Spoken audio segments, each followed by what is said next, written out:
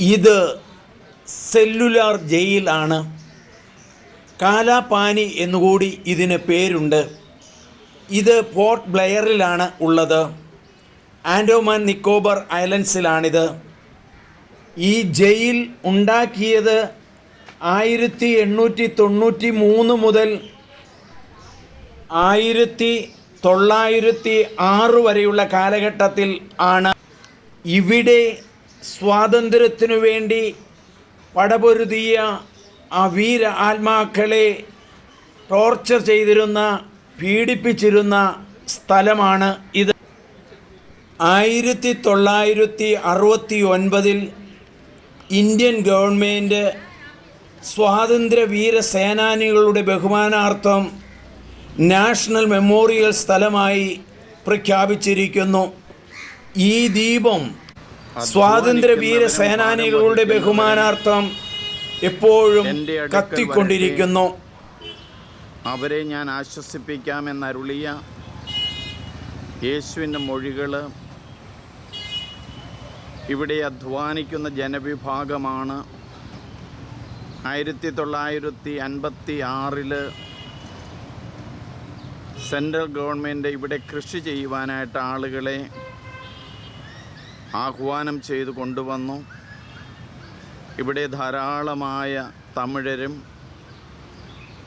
മറ്റ് പല സംസ്ഥാനങ്ങളിൽ നിന്നുള്ളവരുമാണ്. ഞാൻ ഈ നിൽക്കുന്ന റെയിൻ ബേർഡ്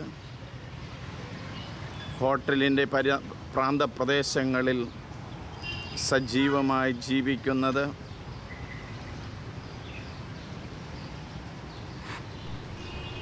ഇവിടെ ധാരാളം പക്ഷികളുള്ള ഒരു സ്ഥലമാണ്. നിബിഡ വനങ്ങൾ നിറഞ്ഞതാണ്. വലിയ വലിയ മരങ്ങൾ ഈ ഐലൻഡുകളിൽ നമുക്ക് കാണാൻ കഴിയും. ബേ ഓഫ് ബംഗാളാണ് ഈ കാണുന്നത്.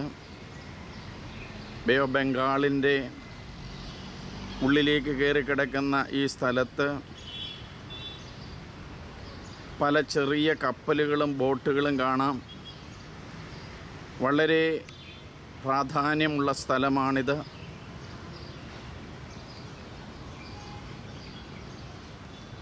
മറ്റൊരു ബോട്ടാണ് അകലത്തിൽ കാണുന്നത്.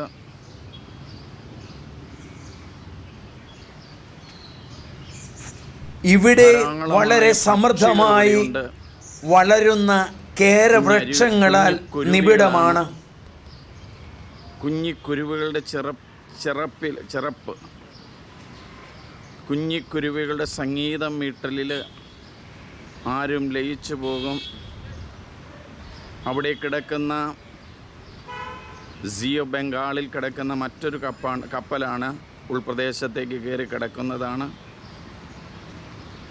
കേരളം പോലെ തന്നെ നല്ല ഒരു സ്ഥലമാണിത്.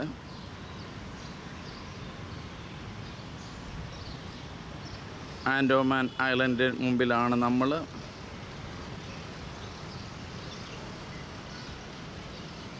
ഇവിടെ നല്ല ഹോട്ടലുകളും സ്ഥലങ്ങളും ധാരാളമായി ഉണ്ട്.